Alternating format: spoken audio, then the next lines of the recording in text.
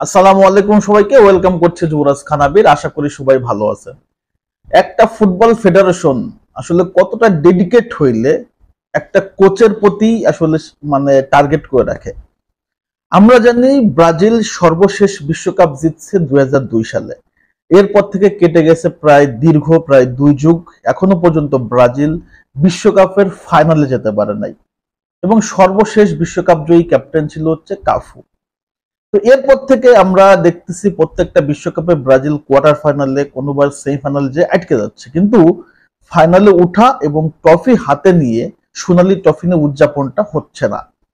তো বর্তমান যিনি আমাদের সিবিএ প্রেসিডেন্ট এডনাল্ডো রদ্রিগেজ, তার টার্গেট একটাই, তার এই দলটাকে আবারও ট্রফি পুনরুদ্ধার করতে হবে, আবারও ব্রাজিলের ফুটবল শাসন থাকতে হবে, ফুটবল শাসন দেখবে সারা বিশ্ব। এটার জন্য মূলত সে কার্লো আনচেলত্তির মতো একটা ক্যারেক্টার কোচকে টার্গেট করছে। এবং এই সিজনটা কার্লো আনচেলত্তির হয়তো বা খারাপ যাচ্ছে, অনেকে চিন্তা করতে পারেন কার্লো আনচেলত্তি বয়স হয়ে গেছে, বুড়া হয়ে গেছে, তার কোনো টেকনিক নাই, ট্যাকটিস নাই। এইগুলো সাইডে রাখেন, কারণ কার্লো আনচেলত্তি কি করতে পারে, কি ঘটাইতে পারে, কিভাবে ম্যানেজ করতে পারে সেটা আমরা সবাই জানি। এখন গতকালকে থেকে আমরা দেখলাম অনেকগুলো মিডিয়া বা অনেকগুলো নিউজ যে কার্লো আনচেলত্তির জন্য 10 মিলিয়ন বাৎসরিক স্যালারি ধারণ করছে সিভিএফ। যদি বিশ্বকাপ জিততে পারে তাহলে এক্সট্রা 5 মিলিয়ন বোনাস পাবে। তার সাথে হচ্ছে একটা প্রাইভেট জেট, ব্রাজিলের থাকার জন্য বিলাসবহুল বাড়ি থাকতেছে।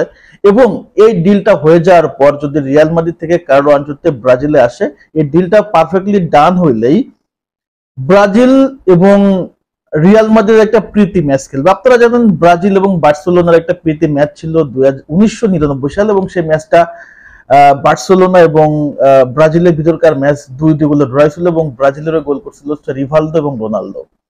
সো এই যে একটা প্রীতি ম্যাচের আয়োজন, এটাও কিন্তু মিডিয়াতে আসছে, আপনারা দেখছেন।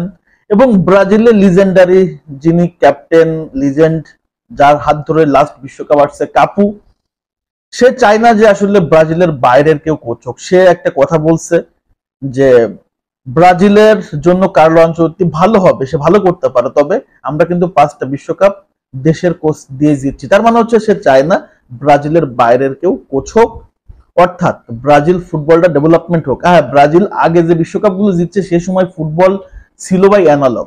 এখন ফুটবল অনেক আপডেট, ইউরোপের খেলাগুলো অনেক স্পিডি ফুটবল, অনেক আক্রমণাত্মক ফুটবল। এই ফুটবলটার সাথে পাল্লা দিতে গেলে আপনাকে ডেভেলপমেন্ট আনতে হবে। এই জন্য সিবিএফ প্রেসিডেন্ট কিন্তু তড়িঘড়ি করে একটাই ফোকাস, কার্লো আনচেলত্তিকে চাই ব্রাজিল ফুটবলের পুনরুদ্ধার করতে হবে, শিরোপা। সো সে চায় না, কাফু অথবা চায় না যে আমি শেষ বিশ্বকাপ জিতছি, দীর্ঘদিন ধরে অন্তত যেন বলতে পারে সবাই যে ব্রাজিলের সর্বশেষ বিশ্বকাপ জয়ী ক্যাপ্টেন কাফু। এটা হয়তো বা তার ইন্টারনাল ধারণা হতে পারে, হয়তো বা এমন হতে পারে যে সে ব্রাজিলকে অনেক বেশি ভালোবাসে, সে ব্রাজিলের কোচ চাই। তাহলে এতই যদি চাই, সে নিজে তো আসলে একটা কোচ হতে পারতো বা ব্রাজিল ফুটবল ফেডারেশনের কাজ করতে পারতো। সেগুলো নিয়ে তাদের কোনো মাথা ব্যথা নাই। ব্রাজিলে তো লিজেন্ডারি ফুটবলারের অভাব নাই, বাট ভালো কি কোচ বেরোইছে? বের হয় না। যার কারণে সিবিএফ কেন কার্লোর দিকে যাচ্ছে, কারণ এমন একটা কোচ দরকার যে কোচ আসলে ব্রাজিলের প্লেয়ারদেরকে এক একটা মনে করেন যে কি বলে এটাকে, এটা ফ্যামিলি করতে পারে, প্লেয়ারদের ভিতরে একতা তৈরি করতে পারে এবং ডেডিকেশন তৈরি করতে পারে। সো অনেক অনেক অফার নিয়ে সিবিএফ রেডি, এবং সিবিএফ প্রেসিডেন্ট এডনাল্ডো রদ্রিগেজ তার একটাই চাওয়া, একটাই দাবি, এবং সেটা হচ্ছে ব্রাজিলের কোচ হবে কার্লো আনচেলত্তি। এটার জন্য কার্লোকে নিয়ে যে পরিমাণ ডেডিকেশন সে দেখাচ্ছে, সত্যি প্রশংসার দাবি রাখে। আমরা সিবিএফ প্রেসিডেন্টকে নিয়ে অনেক অনেক মানে নেতিবাচক চিন্তা ভাবনা করছি, আমি নিজেও করছি। তো আমি তওবা করতেছি। সো আমি বিশ্বাস করি সিবিএফ যেখানে ফোকাস করছে, এবং আশা করতেছি কার্লো আনচেলত্তি ব্রাজিলের কোচ হিসেবে আত্মপ্রকাশ করবে 26 তারিখে, এবং 26 তারিখে ব্রাজিলের দলটা ঘোষণা করা হয়ে যাবে। সো এত এত অফার, এত এত অপরচুনিটি অবশ্যই কার্লো নিবে, কারণ সামনে সিজনে রিয়াল মাদ্রিদের পরিকল্পনায় ভিন্ন কোনো কোচ থাকবে অবশ্যই। এবং কার্লো আনচেলত্তি, সিবিএফ প্রেসিডেন্ট এবং হচ্ছে প্রেস একটা মিটিং করবে খুব রিসেন্টলি। ওই মিটিং এই আশা করি সকল বিষয়গুলো ক্লিয়ার হয়ে যাবে, এবং আমরা দেখতে পারবো যে সামনের ব্রাজিলের ম্যাচে ডাগ আউটে কার্লো আনচেলত্তি থাকতেছে। হয়তো অনেক নেগেটিভ কিছু আসছিল, মিডিয়া কিছু নেগেটিভ প্রচার করছে। ব্রাজিল মিডিয়াগুলো চায় না যে কার্লো আনচেলত্তি কোচ হিসেবে আসুক, তারা চায় জর্জ জেসুস অথবা আবেল ফেরেরাকে।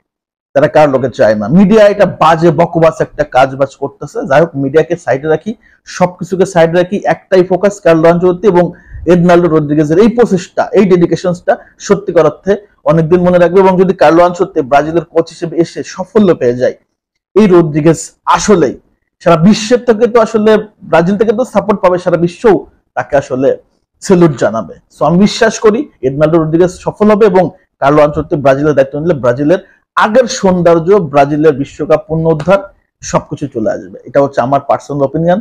হ্যাঁ, কার্লোকে নিয়ে অনেক অনেক কথাবার্তা হচ্ছে বলেই কিন্তু আলোচনা করতেছি, না হলে করতাম না। কারণ আলোচনা না করলে আসলে আপনাদের কাছে পারফেক্ট মেসেজটা যাবে না। সো আলোচনা এতটুকুই। আপনাদের মতামতটা অবশ্যই কমেন্টস করে জানিয়ে দেবেন এবং আমরা চাই কার্লো আনচেলত্তি ব্রাজিলের কোচ হিসেবে চলে আসুক। আর কোনো কিছু চাই না, আর কোনো নেগেটিভ কিছু চাই না। এটা হচ্ছে আমাদের শেষ এবং একমাত্র চাওয়া এবং দাবি, প্রাণের দাবি। সো সবাই ধন্যবাদ, সবাই ভালো থাকেন, সুস্থ থাকেন এবং যারা যারা আমার ভিডিওগুলো দেখেন ফেসবুক থেকে চাইলে ফলো করতে পারেন এবং ইউটিউব থেকে দেখলে সাবস্ক্রাইব করতে কিন্তু ভুল করবেন না। সবাই ধন্যবাদ, আল্লাহ হাফেজ।